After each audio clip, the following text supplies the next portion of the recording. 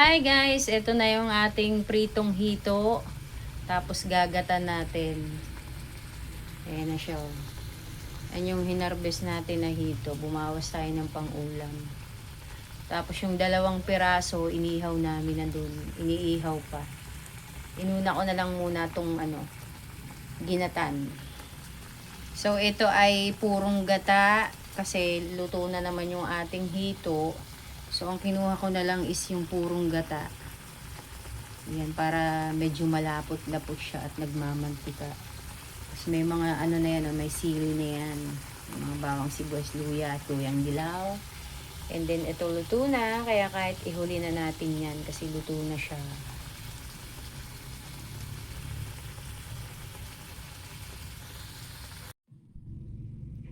Luto na guys ang ating ginatang hito.